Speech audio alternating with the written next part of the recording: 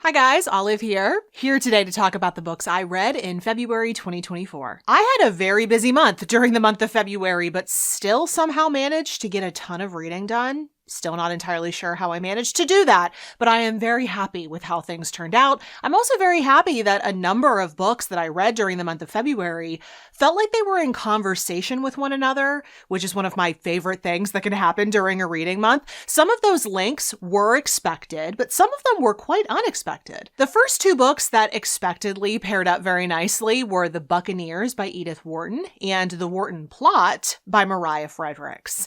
The Buccaneers was this year's pick for Wharton Winter, which is just what I am choosing to call my annual read of one of Edith Wharton's novels. I chose The Buccaneers to read this year because there is a new TV miniseries adaptation on Apple TV+, and I was interested in giving it a watch. This is the story of a group of young women in 1870s New York society who are having a hard time getting established, finding husbands, largely because their families are new money and they're looked down upon.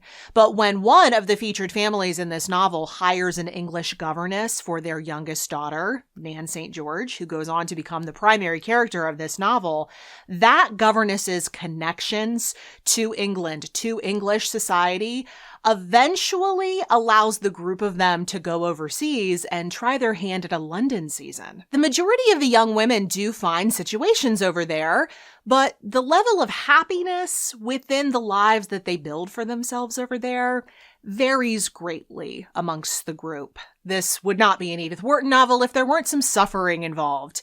Even if this novel was finished by another writer, it was left unfinished when Wharton died, so someone came in and completed it.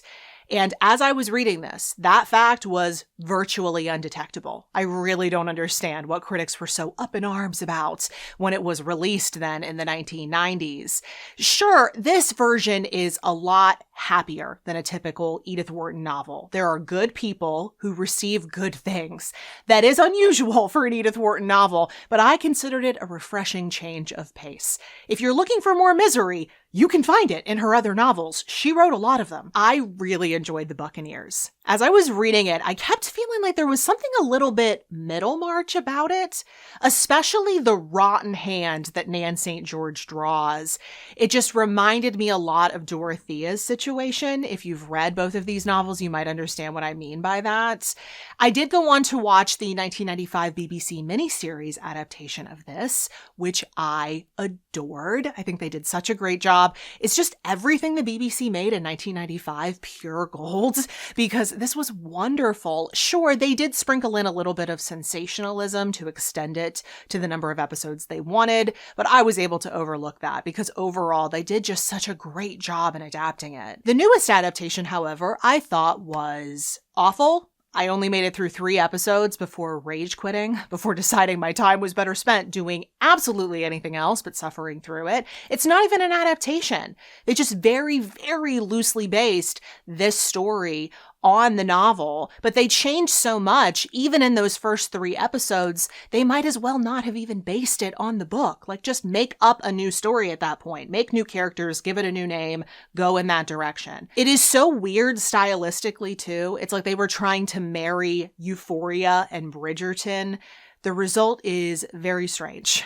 I had thought about doing a book versus TV, but that went out the window when I couldn't even finish the series. Thankfully, though, in the month of February, there was another Edith Wharton-inspired story to lift my spirits. It was, of course, The Wharton Plot. This is a historical mystery starring the one, the only Edith Wharton, as she looks into the murder of a pompous fellow author who she had just met. His loved ones ask her to look into his death because they seem convinced that he was offed by powerful people who didn't want his novel in progress to be read by the masses.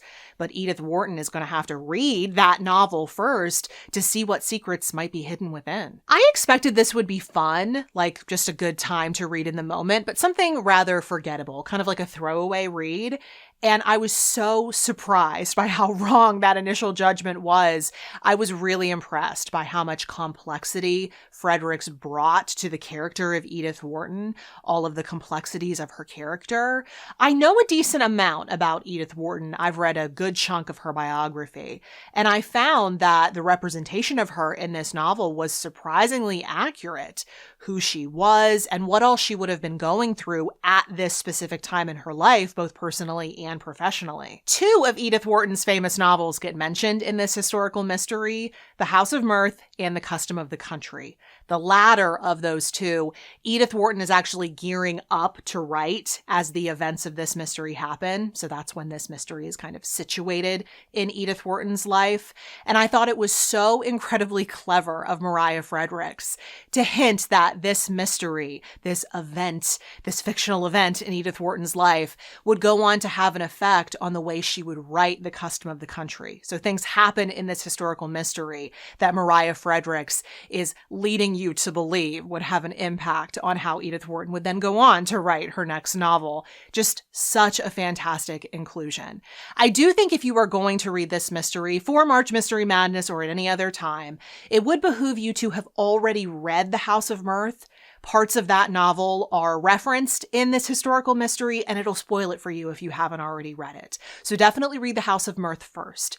But I actually think if you haven't read The Custom of the Country, it would be really cool to then chase this mystery with a read-through of The Custom of the Country. So just sandwich this mystery with two different classics. But speaking of classics, also in February, I read The Hunchback of Notre Dame by Victor Hugo, the dark tale of the bell ringer Quasimodo, his morally ambiguous guardian who is dangerously infatuated with the street performer Esmeralda, and the bad times in store for all of them as Notre Dame stands watch in the background. It was a much more unsettling book than the Disney movie prepared me for.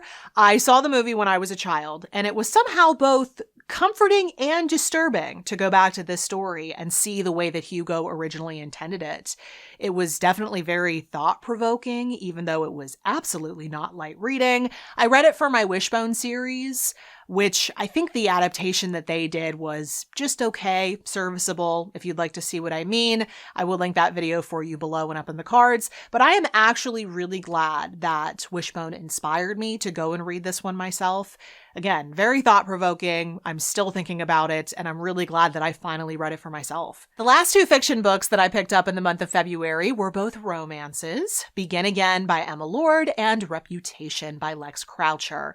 I had received advanced audio copies of both of these from their respective publishers quite some time ago, and it being the month of Valentine's Day, I decided to give them a listen. Begin Again is a much more lightweight, YA-ish contemporary romance starring a college-aged young woman named Andy, as she is transferring from her community college to her ultra-competitive dream school. She has always wanted to go there. Her mother went there and was actually somewhat of a legend there. Her mother had set up this pirate radio show for students, and it's still going today. Andy also wants to go to this school because her boyfriend attends the school there, and it would be great for them to finally be together. The long-distance thing isn't fun. Can speak from experience there.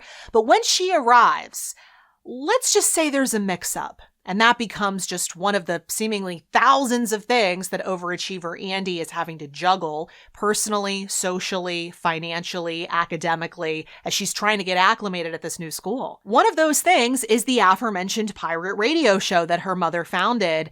Andy kind of stumbles into getting involved in that, and it turns out she knows the host. The host's identity is kept a secret from the student population at large, but she knows this person from outside of the studio, and they become closer. As the semester goes on, they become more important to one another, and by the end of the term, difficult decisions will have to be made by all. It was a really cute book, even if it was just a touch exhausting in the way that overachieving young people now exhaust me. Please don't get me wrong. I was once one of those really annoying, overachieving young people. I graduated college with so many honors tassels around my neck. I essentially walked across the stage on a stoop, but I'm in my 30s now. It just really hits different. I could actually use some of the Eternal Darkness coffee blend that they hype up in the book. The other romance book I read, Reputation by Lex Croucher, is a very modern take on a Regency romance. The main character is a young woman named Georgiana, who is sent to live with her aunt and uncle after essentially being shrugged off by her parents. Her aunt and uncle one night drag her to this extremely boring soiree where she meets another young woman her age named Frances. Frances is much richer than Georgiana, much more important in terms of her social standing, and she's a bit of a party girl, but Frances likes Georgiana. The two of them have fun together that night. And so Frances ushers Georgiana into her world, her social circle, full of drinking, drugs, and other debauchery, which Georgiana joins in on because she is starved for social connections, and she's thrilled to be a part of their group. The publisher advertised this one as Jane Austen meets Mean Girls. I do agree with the Mean Girls part. There is more than a little Regina George in the character of Frances, but besides the Regency time period, there's not a lot of Jane Austen about this. I don't really think it'll appeal to her readers. I actually found that this one reminded me a lot of like a Regency take on when Rory Gilmore of Gilmore Girls gets roped into the world of the Life and Death Brigade. If you like your Regency romances to be realistic, authentic to the time period, this will not be the book for you. It's clear that this author intended to play with that genre to make it more like an edgy teen movie, and I think she succeeded in what she was going for. It was very entertaining. I thought it was really funny, but then at the same time, it also took on some heavier, true-to-life themes. I didn't just read romances for Valentine's Day, though. I also incorporated some nonfiction that I felt suited the month. One of those was one of the 24 nonfiction books I wanted to make a point of reading this year, The Evolution of Beauty by Richard O. Prum. This is a book that explores a lesser-known Darwinian theory that postulates that mate selection isn't based only on physical fitness, but also on aesthetic preference, even when those preferred traits might be detrimental to the survival of the species. For instance, a male bird might evolve really bright, colorful plumage because females like it, but then that plumage makes him more visible to predators. So much of this theory comes down to female choice. And it seems like back in Darwin's day, that was a particularly difficult pill for intellectuals to swallow. They didn't want to believe that animals, lesser creatures, were capable of making those types of choices, least of all female animals. Partially because of that, and then also because of the concerted efforts of one Alfred Russel Wallace, who really did not agree with the theory, it was effectively shut down. It was buried. And as this author very bluntly says at one point in this book, he is still pissed that that happened. I love that he just laid that out there. He was not afraid to be honest about it. It was so refreshing, actually. But what's even better about this book is that he takes the rest of it to make his case that this theory has shaped evolution right alongside natural selection through generation after generation of mate choice. He's been a birder his entire life, so of course he starts off by discussing birds. They make for good examples of this because of the colorful plumage that I just mentioned before, but then he moves into talking about humans, the way our bodies look, and what that might say about choices that early humans made. Suffice it to say, this is a book all about what different creatures find sexy, and what that means for future generations. So be prepared for some saucy conversations if you pick this book up. It is about procreation after all, but it is so worth reading. It is downright fascinating. So many crazy things to think about within this book. I have not stopped thinking about this book since I finished it, but then also it is written in such an engaging and personable way. Like, this is a book about a scientific theory. Do you know how easy it would be for this book to read, just like an academic paper? But it doesn't. This author isn't afraid to just tell things how they are, as I said before, but also he is clearly not interested in sounding like the smartest guy in the room. He is so much more interested that you understand this theory, that you understand what he's talking about. So he writes it that way. It is so successful. I will say it drags on just a little bit too long, and so this ended up being more of a 4.5-star read for me versus a true 5-star book, but this was still incredible. Highly recommend it. We've now reached the point in this wrap-up where some of that unexpected overlap in my reading began, because Seduction by Clement Knox begins with an epigraph from Charles Darwin's The Descent of Man, which just so happens to be the book in which he discussed the theory of aesthetic mate choice. And I had just finished The Evolution of Beauty, so it was really cool to see that. This book claims to be a history of seduction over the past 300 years or so, but I found that it was much more a collection of loosely strung together histories of individual known seducers and why they were problems. There's not really a through line connecting all of these stories. That is the author's job, after all, and I found that this book was written in a very academic way. Nonfiction can, unfortunately, sometimes get the reputation of reading very academically, of feeling like schoolwork when you're reading a nonfiction book, and that's a perception that I've always tried to fight against because it's not always true. In fact, it's typically not true. Even science books don't have to be written academically. Richard Prum just proved that. That had the potential to be a very overly starched book, and it was the complete opposite. And yet, this one is highly academic. You would think with this subject matter and this title, this one would have a bit more zest to it. Am I right? This book just confused me more than anything. The writing and the organization, especially the fact that this author waited until the very last minute, literally the final chapter, to have a discussion about seduction and sexuality. You need to be discussing those points throughout the book. That is the author's job. This one was just a really big letdown, as sad as that is to report. It took me forever to finish this because it was not written very engagingly. Like, this topic is so interesting. Why did the author have to make it boring? Another one that let me down a little bit was my other pick off of my priority nonfiction books list, which was The Address Book by Deirdre Mask.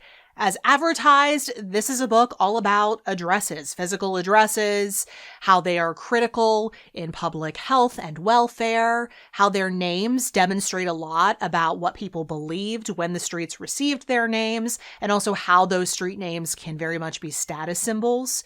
Cue Lord's song Royals. I'm not proud of my address. This is another situation where I found the subject matter very interesting, although the writing in this one was a lot more solid than it was in Seduction. However, I just couldn't help but feel, even though all of these stories had the topic of addresses at their core, they didn't feel very cohesive. Like, this didn't feel like one cohesive unit as a nonfiction book. It felt very disjointed. It felt much more like an essay collection than it did one solid nonfiction book. I was just expecting a little bit more from this. One that did deliver, though, was American Sirens by Kevin Hazard. This is the story of a nearly all-Black team of paramedics here in Pittsburgh, Pennsylvania, who basically set the standard for emergency medical care. In this book, we learn about the Austrian physician who invented CPR and how he saw a need for competent emergency medicine in the city of Pittsburgh. And so Freedom House was born, a group of highly trained, brave individuals using the resources they had to provide the best care possible to the people of Pittsburgh's Hill District. They worked incredibly hard, first to become paramedics doing all that training, but then doing the work itself. It was not easy, but day in and day out, they showed up. They were the best people for the job, but the city, at basically every chance it got, fought them, for reasons that you can probably guess. This is such a remarkable story. As someone who has lived in Pittsburgh for over a decade now, I can't believe I didn't know anything about this before now. And I love the way this book was written. It is so gripping in its storytelling, and you really come to care about these people as individuals. Just so well done. 5 stars. Can't recommend this enough. Then I read 2 books by and about Black female athletes, Dear Black Girls by Asia Wilson and Althea by Sally H. Jacobs. Both of these were ARCs that I received from the publisher. Dear Black Girls I got as an audiobook ARC, and then I received a digital ARC of Althea. Dear Black Girls is what I would call a motivational book meets memoir. A'ja Wilson, in case you don't know her, is an absolutely dominant WNBA superstar. But before she was a professional athlete, she was a Black girl growing up in South Carolina.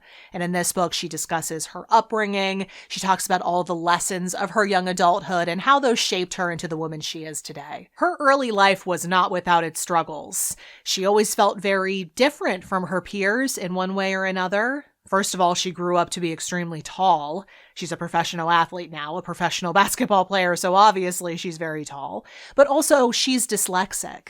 So learning for her always felt like something that was more challenging for her than it seemed to be for the other children. And because she is dyslexic, her parents sent her to a private school where her learning needs could be supported. But that private school, mainly white kids went there. And she tells an absolutely heartbreaking anecdote in here about something another student told her, a friend of hers.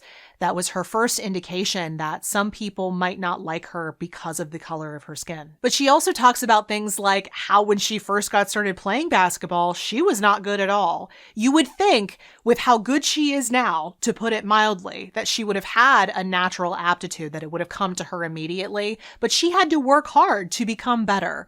And she writes about all of this to demonstrate to the young Black girls that she's directly addressing throughout this book, that even though it seems like she's on top of the world now as a professional athlete, so much had to happen in her early life. There were so many lessons she needed to learn, so much character she needed to develop to get where she is today.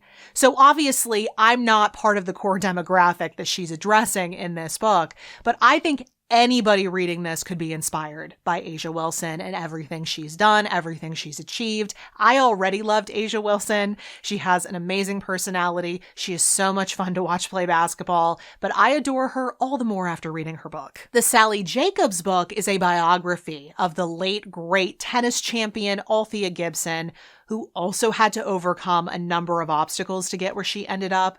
She had a very challenging upbringing, but because of her raw athletic talent, she was actually taken in by the families of two different tennis-loving men who wanted to nurture that talent while also making sure that she finished school. After she did, Althea went on to obliterate the competition for much of the mid to late 1950s. She was actually the first Black athlete to win a Grand Slam, which is a fact that is often forgotten today because Arthur Ashe's name has lived on a lot more than Althea Gibson's has.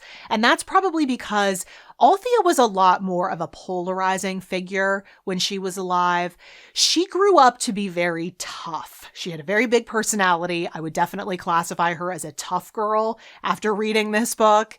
And she wasn't always interested in being a symbol of the civil rights movement. She just wanted to be seen as a tennis star most of the time, which did alienate the Black community sometimes. She was a really interesting person on top of being a very gifted athlete. And I think where Sally Jacobs really excelled in this biography was letting us get to know the authentic Althea as a person, who she was, what she wanted. Like, I felt like I really knew her after reading this biography. I will say, though, I found the sports writing to be a lot less impressive. I have had the distinct privilege to read and review a number of really amazing sports books, and I can tell you that good sports writing makes you feel like you are there, like you are watching the sport in question. And this one didn't even come close to doing that. So it's a good biography. It had its strengths, but then its weaknesses as well. And then finally, I read 2 books on otters. The Otter's Tale by Simon Cooper, which tells the story of an adorable otter family living in a chalk stream in Britain, and Otter Country by Miriam Darlington, which is a travel memoir meets natural history about this author's excursions around the country to try to see as many otters in the wild as she possibly could. The Otter's Tale is a lot more narratively driven. You really feel like you get the chance to get to know this little family of otters, even if the author probably did make a lot of guesses to bring that story to us. But then Otter Country is a lot more cerebral. It also discusses other books on otters, the author's feelings on those books. It talks about the otter's place in the modern world. But I feel like a lot of those additional elements were brought in because there's so much downtime, just waiting to see if otters are ever going to show up. If you're curious to hear more about one or even both of these books, I made a full review video in which I discuss both of them at length, and I will link that for you below and up in the cards. So those were the books that I read in February. I know there were a lot. I still don't entirely understand how, but if you want to chat about any of these books, if you want to tell me how your reading month went in the month of February, please feel free to use the comment section below. All the books that I discussed today will be listed and linked for you in the description box below for your clicking convenience. And at the very bottom of the exact same description box, you'll also see links to everywhere you can find me around the internet. Goodreads, Instagram, the Storygraph, all the places I'm the most active, in case you want to keep up with what I'm reading and doing right now. Thank you so much for watching. I hope you're having a wonderful day. I'll see you in the next video. Bye.